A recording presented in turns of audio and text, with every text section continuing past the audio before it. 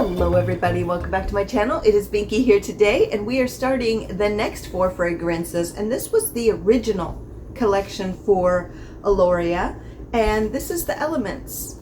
Yes, so really excited about this one. I was excited about the last ones too, but I'm always excited apparently, so there you go. A little bit of a distraction today. I just got my hair cut off, and then it had to be styled because I had to do something last night, and I don't wear it curly. So it's driving me nuts. It is so hot during the summer, let me tell you, and that was like a fur coat. My hair is so thick it's like a fur coat, so I had to cut it off, and it grows back really quickly. So by summer it will be my hat and my scarf again.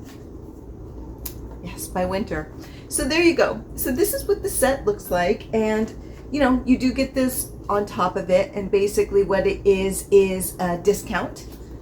You basically pay for this, and I think you get $30 off a full bottle, which is exciting. So I don't even know what the full elements are in here. I imagine fire, water, earth, air. I would imagine, if we're going to play it safe. Okay, the elements, and they have these beautiful videos showing you these beautiful people. Okay, the Elements collection is Elorea's first signature EDP collection. It is inspired by each trigram on the South Korean national flag, which collectively represents the 4 elements of the world. Pretty cool, right? So it's heaven, earth, water, and fire. So no air, heaven. You could say it's kind of similar thing.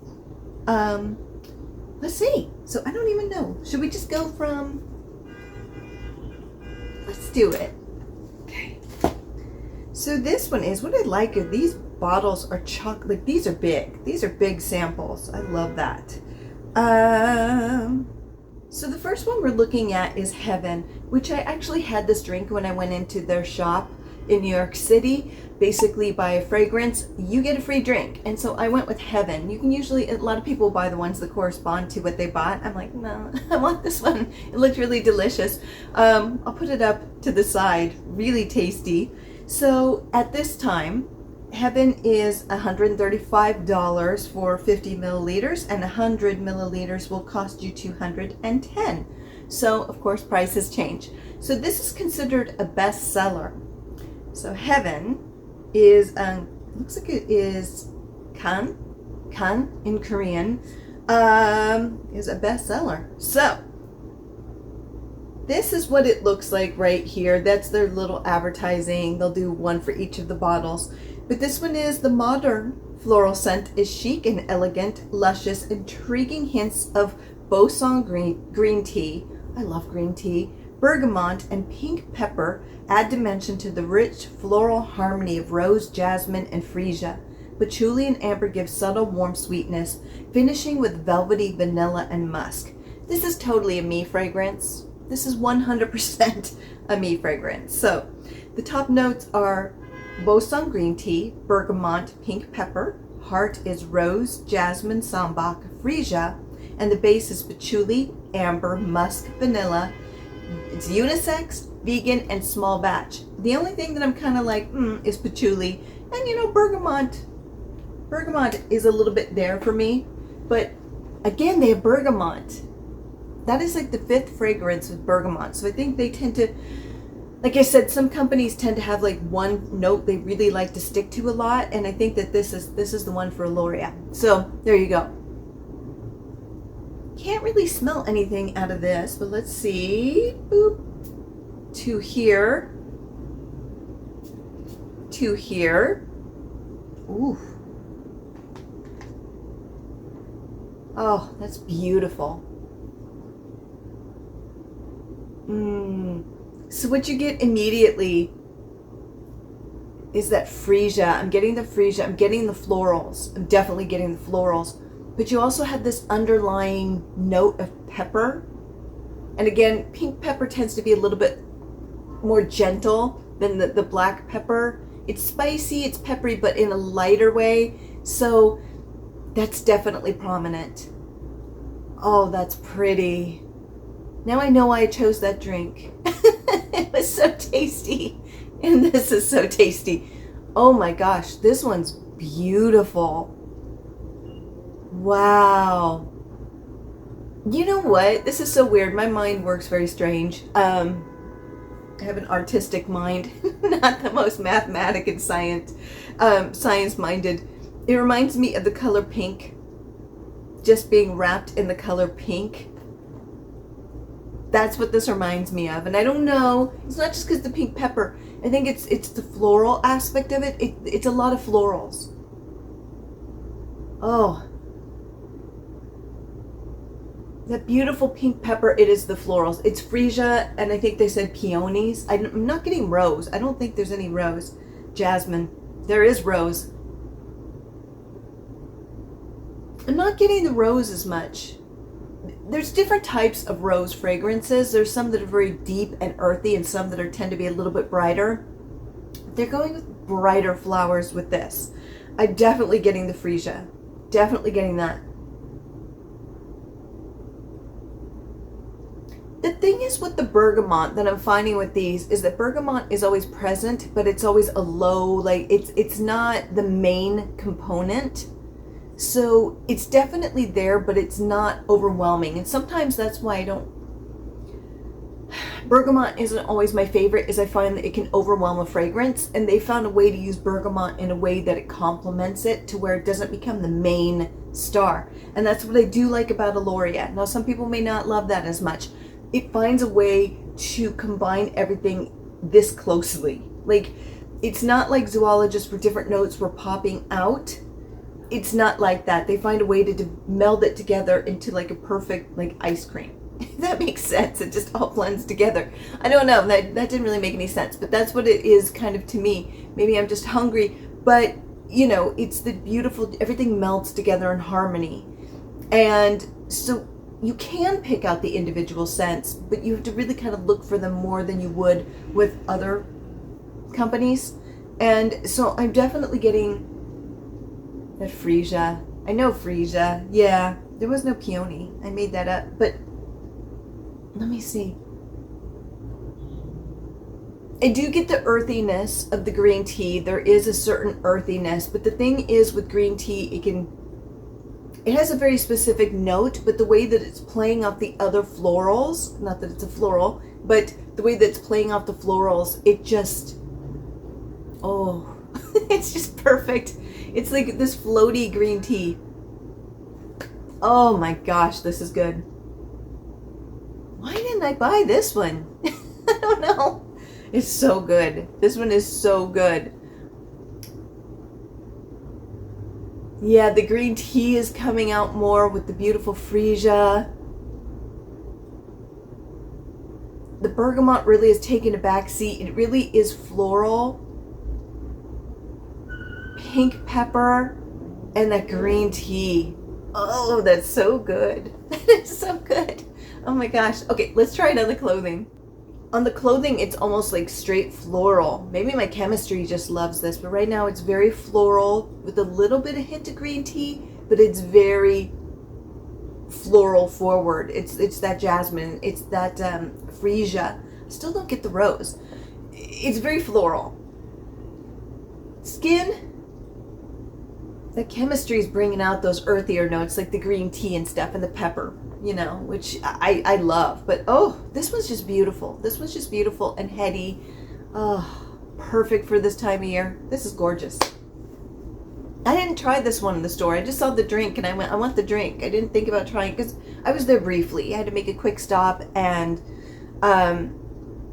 you know, pretty much kind of in and out a little bit. So I didn't get to spend as much time with the fragrances. That and I wanted to try them, you know, and have kind of a biased opinion. But I didn't try this one, and I should have, because I would have bought a bottle. This is amazing.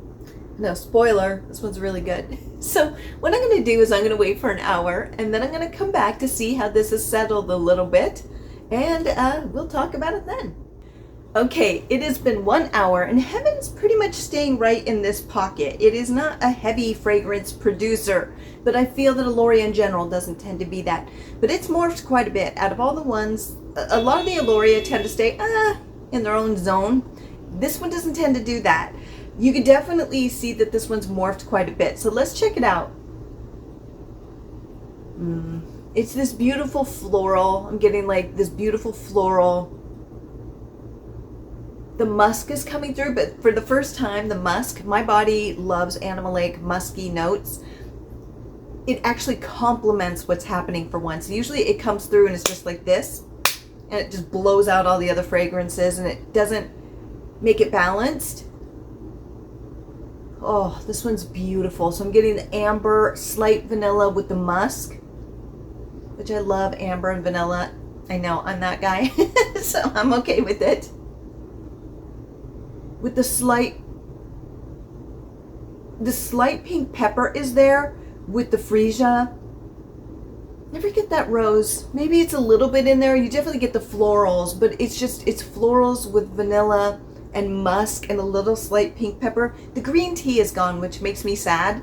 I wish the green tea hovered a little bit more, but you know, it happens. So let's check it on the shirt. Interesting. On the shirt, it's floral and vanilla with a little bit of, I don't really get the musk so much because I think that's part of me, but there it gets the florals with vanilla and the amber coming through. I'm not getting the pink pepper as much or the green tea. Actually, I am still getting a little bit of that green tea. I lied. So I am getting a little bit more of that green tea with the floral and vanilla coming through. Not a lot of the musk. The musk is definitely coming through on my skin, but the florals are always present, and you know, it just depends. The pink pepper is a little bit there. I think my chemistry likes it more than it does on the shirt, but it is very floral forward. It is very vanilla and amber coming through. Those are kind of some of the major components going on here. But again, it stays in this pocket. But oh my gosh, she is lovely. Oh, I know. Like, why didn't I pick this one up? I don't know. I didn't smell it there, so that's probably why. The drink was really good. The drink, it was amazing. It really was. And it had green tea, green tea matcha. So yeah, of course I went for it. But I just wish the matcha was more here because I'm a fan. But what we're gonna do, we'll see how this is going in 4 hours, because I'm worried it may not quite have the lasting power that I want and crave, because this is gorgeous, so I want it to stay with me longer. But maybe I'm being greedy. But what we'll do is we'll check in 4 hours and see where heaven is. Okay, so it has been about 5 hours, and it's a little bit here. It's very close to the body. It's very much a me scent, and I hug you and you go, ooh, you smell so good scent. That's what's happening here. So it has very light projection. This one you will need to spray every 3 hours, I would say. This one has a very weak sillage, and longevity is very gentle. So I do want to put that out there. It's a beautiful scent. I get wafts of it when I move around, but it really is within here, which is okay. Again, I like to say this. Not everybody likes strong fragrances where it's like you're choking out a room. Not everybody does. Or some days you may like a stronger scent, and other days you want something light and beautiful. So I can still smell it. It is gorgeous. But again, this is on the lighter side, very light. So now that know that going into it, carry a sample, and you can spray it every 3 hours and spruce it up and take it back to the beauty that it once was. But let's check the notes. Okay, at this point what I'm getting is musk. Musk, of course, on me with amber and like a vanilla freesia. So definitely the musk and amber with vanilla. I wouldn't know it was freesia. I get a little bit of floral, but I love vanilla amber, and if it's done right with musk, I love it. So this is very much a me fragrance, but it starts to lose its individual character by this point, in that it's just a vanilla amber musk on my skin with a little bit of floral. So it loses a little bit of what made it special in the beginning. Because we have a lot of vanilla, musk, amber fragrances, and I love them all. Because that is me. That's how I want to live my life. I know, exciting. But a lot of the notes, like the pink pepper, which I adored, and the green tea they are gone. They have gone to the ether. So even the floral is very difficult to pull out at this point. But let's try it on the clothing. Okay, on the clothing, it definitely is more floral. I definitely get the florals still, and that's basically it. It just goes kind of to a standard floral scent. You get that freesia. You get, that's definitely the main one that I get out of it. A little bit of the jasmine, but it's basically florals. So it really depends on your chemistry what's going to pull out. But the pink pepper, the green tea is gone, and those to me were the exciting factors of this. It made it very different. That pink pepper with the green tea was just like, mwah. And so now you're left with the floral here with a little bit of vanilla. And for me, on my skin, again, that vanilla, musk, and amber, which I adore. But it's just, what makes Heaven special, those notes dissipate probably around the 2-hour mark. So you're going to want to refresh around 3 hours if you want those notes to come back. So this one is very, very light. Now, all of these are unisex, but I could see how people could see it, especially depending how it wears on you, how people would see this as being very floral, which sometimes people will equate with feminine. I do see this one leaning a little bit more feminine if you care about that. Some people don't care, but these are unisex, and as I always say, wear what you want. Wear what you want. Don't listen to any of that. If you like it, wear it. So this one's very light though, very beautiful. What I love about it is how strong it is when it first comes out and how beautiful it is when it first comes out. And I just wish it kept that a little bit more. Yeah, and it's so light. But if I were going to rate Heaven, I would still give this a 7. And the reason is because when it is magical, it is magical. The first 2 hours, it is magical. But then, unfortunately, it starts to change a little bit to something that a lot of brands already have. And so to keep it to the magic of what it is, you, like I said, you have to respray it, which I don't mind. So there you go. Yeah, so I give it a 7 just because I do think at its highest point it is gorgeous, but it does need a lot of upkeep. So yeah, that is it, my friend, for Heaven from the Element. I think it was Con. I said can originally. It's Con, I think, for Heaven. But yes. So we still have 3 more to go in this series, and this is such a pretty little box. And sniff, sniff, sniff, sniff them all. But what we're going to talk about next, goodbye if you were not into the cultural note, but if you were into the cultural note, here we go. Okay, so this one's very interesting, and this is number 5 of the things that I just adored when I was in Korea, and this one has to do with Buddhism. Now, this is interesting. You don't see Buddhism too much here in the US. There are pockets of it where there's temples here and there, but they're very far and few in between. So that being said, you aren't going to see much of it here. There's a lot of people who practice it, but temples are very difficult to come by, and it's a very different experience here in the US in comparison to, like Malaysia or Thailand or Korea or various places where it's a little bit more part of the culture. So in Korea, you will see it a lot. There are different religions in Korea. There were a lot of missionaries who came to Korea back in the day. So a lot of people do celebrate Christianity, but a lot of people also are Buddhists. So you have both. So what's interesting about it is, especially from an American perspective, because we don't have a lot of that here, it's interesting because I was actually raised off Buddhism a little bit. My childhood was a crazy one, so we won't go too much into that, but I didn't follow the normal rules of religion for the American society, but part of what I was taught was Buddhism. And so I get it a little bit more, but of course I wasn't in it the way that somebody, like a culture that really is in Buddhism, gets. It's very different. It's beautiful because it's all over. You'll see the lanterns, the Buddhist lanterns here and there.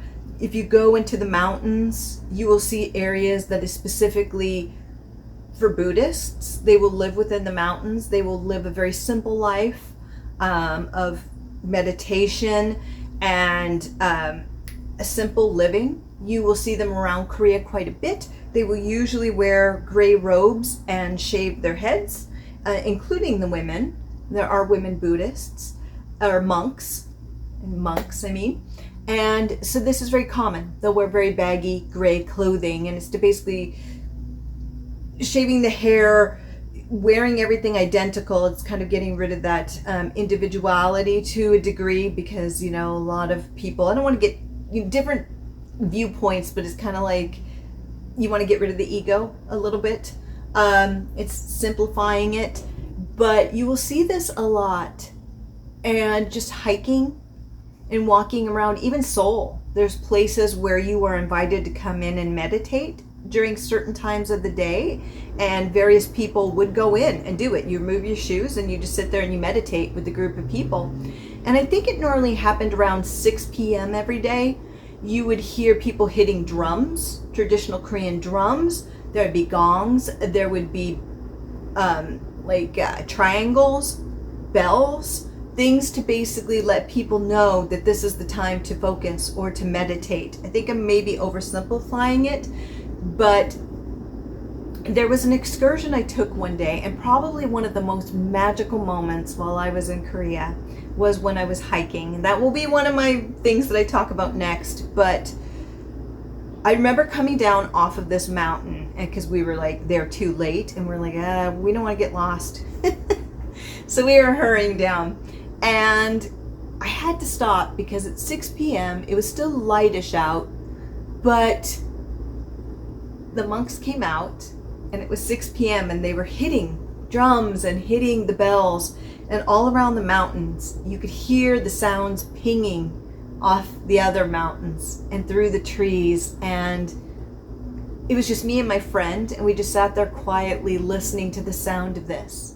And it was probably one of the most magical moments while in Korea and in my life, just sitting there with the breeze going through my hair, having done this crazy hike, and being there too late, because the Koreans were smart enough to know it was too late to be up there. We were kind of idiots, to be honest. But we got that magical moment alone because nobody else was there, and we made it off safely. It was absolutely amazing. And I think that's the beauty of going to any country or any culture, is to gladly open your arms to things like this. Even if it isn't necessarily your viewpoint and how you see the world, you may not, it's still beautiful. It's what makes us as individuals unique and wonderful. So if you get a chance, you can go into Seoul, you can see places, you'll see the lanterns, and you'll see the Buddhist statues and things, and you can go and walk around and see them hitting the drums and meditating, and just be respectful, be quiet. You know, you don't necessarily also want to be taking pictures and people are meditating, and let them be, but enjoy the experience, and it's absolutely magical. And probably one of my favorite parts of the trip there. So yeah, that is my experience. I think this is number 5. Actually, yeah, it's number 5. I had to think. Woo. So yes, then we will be on to the next one, my friend. And with that, have a wonderful day, my friends. Bye.